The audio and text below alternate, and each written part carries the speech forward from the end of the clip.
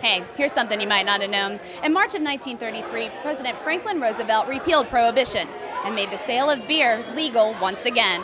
And oh, what a happy day that was. Right, Eric? Right. In fact, after signing the repeal, it's rumored that Roosevelt said, "I think this would be a good time for a beer." And so did the Anheuser-Busch Company.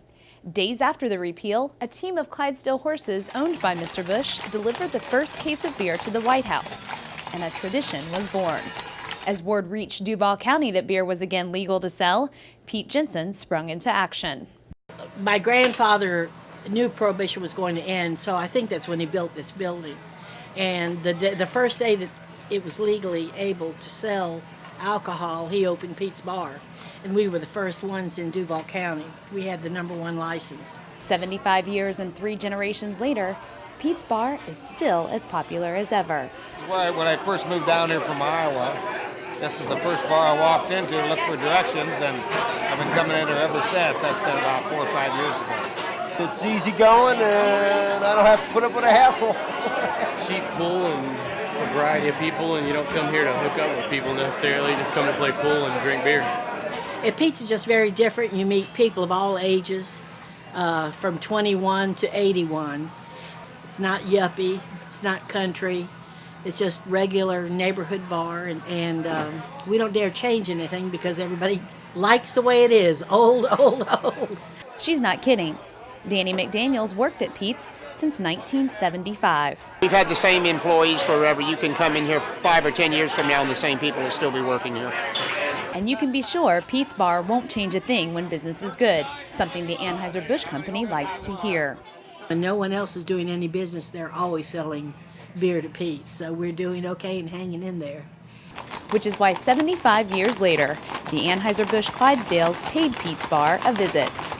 North Florida Sales, the local distributor of Anheuser-Busch products, arranged for 8 official Budweiser Clydesdales from St. Louis to deliver beer the old-fashioned way to popular beachside establishments. And we're going to give a case of Day Fresh Budweiser it's brewed here in Jacksonville this morning, and it's the born on date is January 31st, 2008.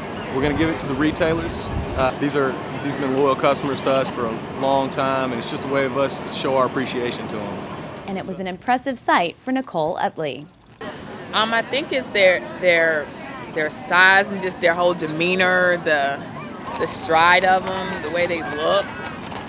They average around 2,000 pounds. They'll stand 18 hands average. They originated from Scotland as war horses, and then they got introduced into the United States and surrounding areas. And it was that history that encouraged Rhonda McDonald to bring her class of students to see the horses. We are doing American history as part of our history event this year, and so when we get around to Prohibition, we'll be talking about this. Also about Pete's anniversary and having a good time with local history. She wanted to show us some cool giant horses, and we saw some. Yeah, it was pretty cool. It's kind of like a celebrity coming to town, but Budweiser is a pretty big company, so all in all, it's just when it's down here at the beach, it's more spiritual for a lot of people that live down here for a long time. So it's interesting. Oh, we try to get them out into the community so they understand that they're a connected, focused part of their own city.